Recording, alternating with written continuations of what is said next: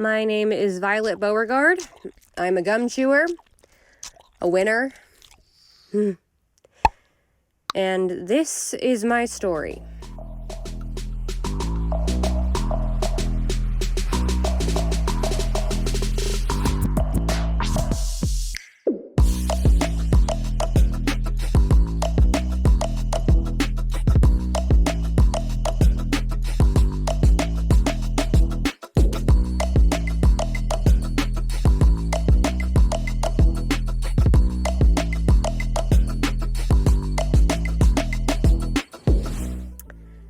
I am the best. I always have to be the best. There's no room in this world for losers. You're either a champ or a chump. And I was no chump. If I could go back in time, I would slap myself for thinking like that. My story is definitely a weird one. Like something out of a gross Twilight Zone episode. Here's how it all happened. 6 years ago, my mother entered me in just about every contest imaginable. From the day I was born, my mom wanted a daughter she could be proud of, that would bring home the gold, or that she could mooch off of when she got old. Every day of my life was spent training for some sport or event that I had to win. Mom never accepted losing, even to the point where I ended up paying the price for it. But a few bruises here and there didn't stop me, so I always strived to win, to be the best. And honestly, I grew into it. I loved the attention, the fame, the popularity. Everyone at school knew who Violet Beauregarde was, and they knew how much of a winner I was. But probably my most famous achievement was my gum chewing record. I loved gum, I loved chewing it. I never wanted to stop, and I pretty much didn't, except for meal times when I would have to stick it behind my ear. I was the world record holder for the longest time spent chewing a single piece of gum. 1.5 years I spent chewing that thing. My mom didn't care about my habit as long as it got me awards. My dad, on the other hand, didn't like my chewing, but I guess being a used car salesman would give you a short fuse. So when I heard about that Wonka contest, I was instantly hooked. I chucked my gum and switched to candy bars instead. My mom must have spent her life savings buying out local candy stores for Wonka bars. Nothing's too good for my little champion, so long as she wins. It's a shame because it didn't take me that long to find a ticket, like a week.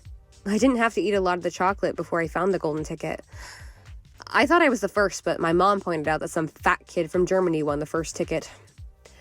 Doesn't matter though, because I got it. And I was going to win the grand prize of this contest. You're going to take home the gold, honey. Duh, Mom, of course I am. You think I'd lose to some blimp of a kid from Germany? No way. That prize is mine. That's my girl. A few weeks later, Mom and I flew to the factory wearing brand new blue matching tracksuits. Ugh, she always does this. She always tries to dress like me. It's so embarrassing when she tries to act young. So Wonka comes out and shows us into the factory. I still remember the other kids, bunch of losers they were. There was that fat kid from Germany I mentioned. He was huge. How did he even stand upright? It's like he spent his whole life eating candy. Talk about gross. Then there was this snooty little prude named Veruca. God, I hated her. In my opinion, she was my only competition for that prize. Certainly wasn't going to go to that weirdo Mike Teavee or that poor loser Charlie. No, that prize had my name on it.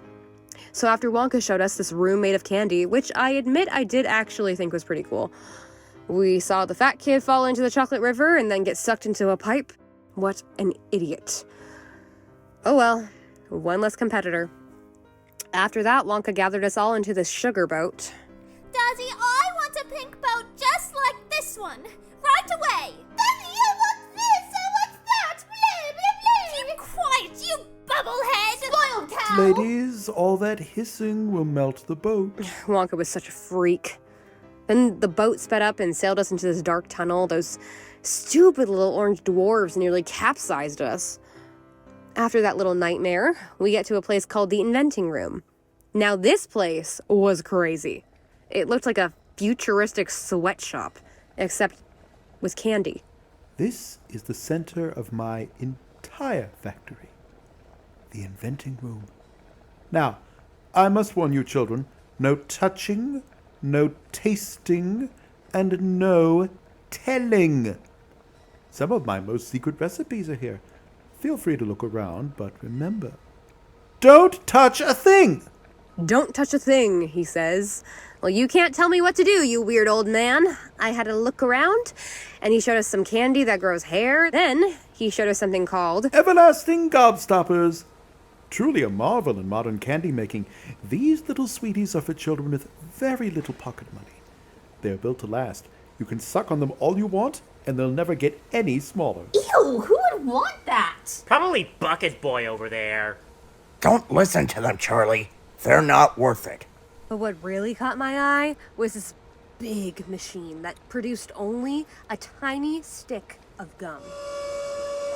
Gum? It's gum! Now this is more like it! Not just any gum, my dear. This is Wonka's 3-course dinner gum. It's the most amazing gum in the whole world. You can taste 3 whole courses of dinner just by chewing this one piece. A 3-course dinner? In one gum? No way. He had to be lying. No gum can make you taste 3 full flavors at once. This one can, but it's still in major beta testing, so unfortunately, it's not quite right yet. That gum was teasing me, taunting me. I had to see if it was true. I had to chew it. Sounds like my kind of gum, Wonka. Gimme! Oh, Miss Violet, I really wouldn't do that. I'm not afraid of anything. If this gum is all you say it is, it deserves to be chewed by its champion. Again, I wish I could go back and punch myself for saying that. I tossed the gum I was already chewing and set to work on the dinner gum. At first, nothing. It was bland, but after a few chews, it hit me. Violet, baby, what's it taste like? Oh my god! It's tomato soup! I can actually feel it running down my throat. It was true. It felt like a bowl of hot, delicious, creamy soup was being poured into my throat.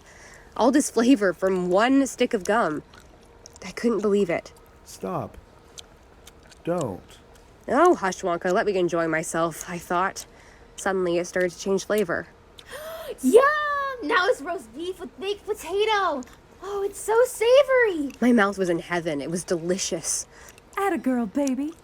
My daughter, the first person in the world to have a chewing gum meal. What's for dessert, darling? Dessert. Even the word makes me sick now. Right after the roast beef, a new flavor was pouring into me. Oh, here it comes. Blueberry pie and ice cream. This is the best one. It truly was. I was chewing like a maniac. All the kids and their parents crowded me. Ha! They were jealous. I was a winner, chewing the best gum in the whole world. Hey, why was Veruca snickering at me? Look at her nose! My nose? What are you talking about, brat? As I kept chewing, the flavor never stopped. It was like I was eating a ton of juicy blueberries. What's even weirder is that it actually filled me up, like I was actually eating it. Maybe a bit too much. Ugh. The crowd was staring at me, not in amazement, but in shock. What? What is everyone staring at? Violet, your cheeks, your nose, they're all blue. Blue? What the heck are you talking about? Violet, you're turning violet. That's funny, Mom, I thought, but it was indeed no joke. I felt my face to see what was wrong. It felt warm, but still the same. I feel, funny. I'm not surprised. Wonka, what's happening to my daughter? I told you I hadn't quite got it right. You see, it goes a little wrong when it gets to the blueberry pie. I tried to tell you. Wrong? What did he mean? I looked down and saw my hand. Then I screamed as I raised my hand and watched in horror as it rapidly turned blue. Mom, what's happening to me? I screamed, and trust me, I wish it had stopped there. What's happening to her now? It was the worst feeling I have ever felt. Like someone force-fed me a gallon of water. My stomach, I looked down and screamed. Oh my god, My stomach was fat and it was growing. She's getting fat! Mom? That's all I could utter. I was expanding. It was the most awful feeling I've ever felt. And I was getting bigger by the second. She's blowing up like a balloon! Like a blueberry, actually. You have to stop this. Oh, it's too late now. Too late? Help me, you moron! Oh my god, I'm as big as that fat kid was! Help me! Nobody was doing anything. They were just watching me as my body just kept growing and growing. I was so embarrassed and I felt so gross.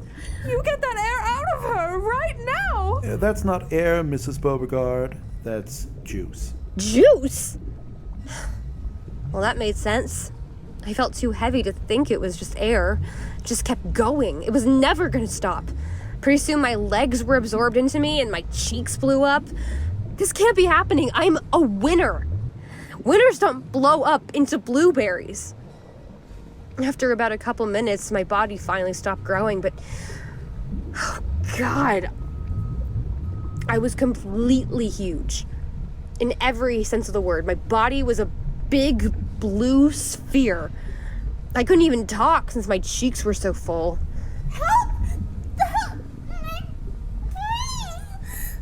I tried it on about 20 Oompa Loompas, and each one ended up the same way. Oh well, one day I'll get it right. You monster! I can't have a blueberry as a daughter. She can't compete like this. You better fix it. We'll certainly try, ma'am. Oompas, roll Miss Beauregarde to the juicing room at once. Juicing room? What are you going to do to her? Squeeze her, of course. We have to squeeze that juice out before she explodes. Juice? Explode? No, don't let them, I thought, but it was too late. The little oompers or whatever were already rolling me and jumping on me.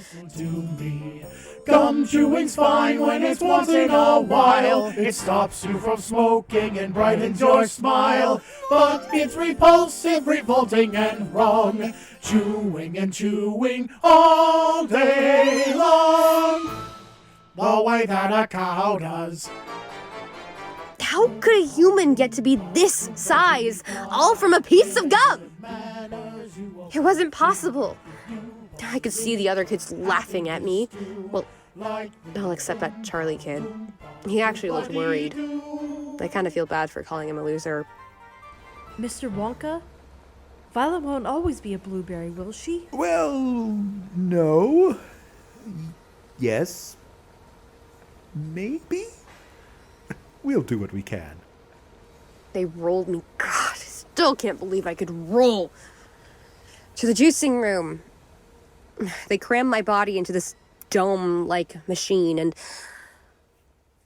I would rather not get into too much detail about that part. Let's just say they got the juice out. Well, most of it. Soon after, my body was back to a normal size, though I still had a bit of a gut. However, they couldn't get rid of the blue skin. So I did find something good about this, though. Because of how the expansion stretched out my body, it was a lot more stretchy and flexible. That part was actually pretty cool.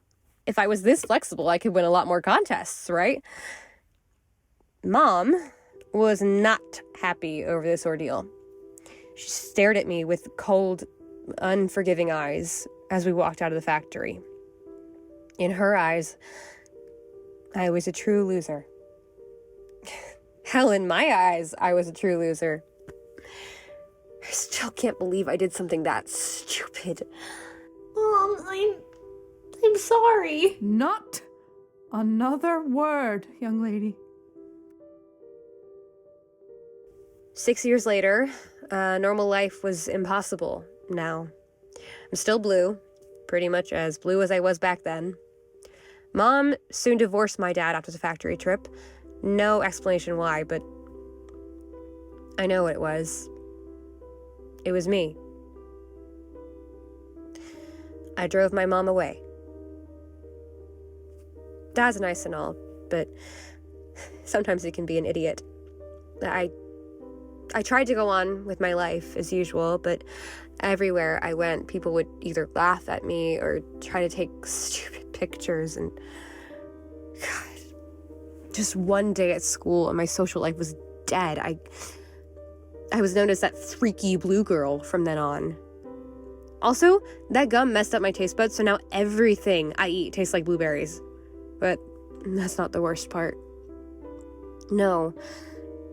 It turns out that when they juiced me, I swallowed that gum, and it never left. So every so often, like every 2 months or so, I start blowing up again.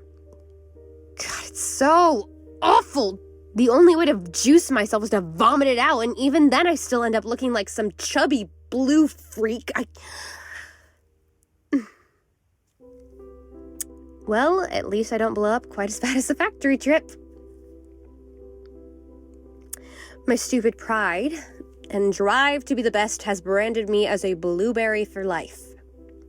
Every day I'm treated like a freak, a social and public outcast.